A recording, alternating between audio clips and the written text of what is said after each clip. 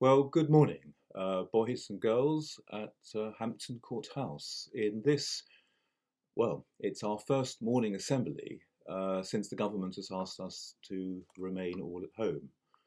I'm at home now, and I know you are too. But during this period, and however long that period is, I look forward to speaking to each of you each morning via this video link. Now, the fact is, we can't be sure how long we will be at home for, but we can be sure that it is the right thing to do. It's the right thing to do whilst our wonderful doctors and nurses and research scientists do all the work they need to do to ensure that we are fit, remain fit and well. And of course, as we have heard, we all have a part to play in this, and that is to follow the government advice and to stay at home, and to know that in so doing we are helping the national and indeed the international effort to curtail the spread of the coronavirus. Boys and girls, I know these are challenging times, but make no mistake, we will get through this.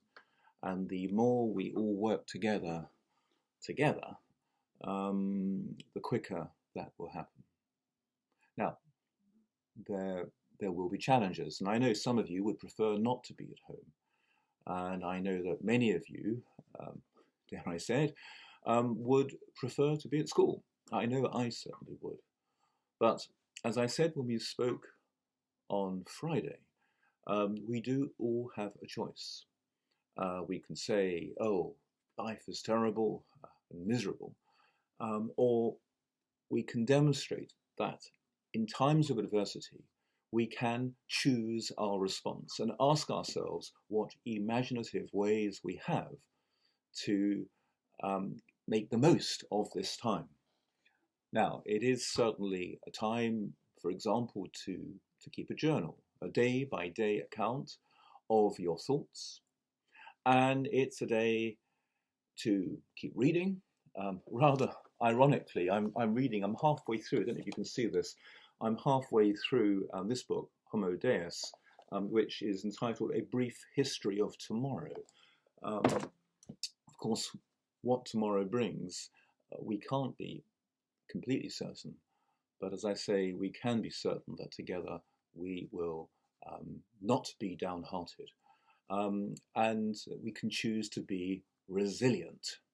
Now that's a rather wonderful Latin word, resilient. The root resilio means I spring back, and that's what we all need to do. All your teachers have certainly sprung into action this past week, and indeed over the weekend, to ensure that you all have exciting work to get on with during the last week and a half of school before the Easter holidays begin. My special plea to all of you children is please to be good, to help your parents, and to use this period to reflect, to use your imagination, to, where possible, write down your thoughts. You are all very welcome to write to me. And this week there will be time when I'll be online and I'll be happy to answer any questions that you may have. Meanwhile, I send you all my love and my very best wishes to each of you and to each of your families. Hampton Court House is not a building. It comprises its people, its parents, its staff and teachers, and of course you wonderful boys and girls, and together we will get through this period. And I'm sure that we will all learn much about ourselves on the journey as we demonstrate resilience and the art of springing back.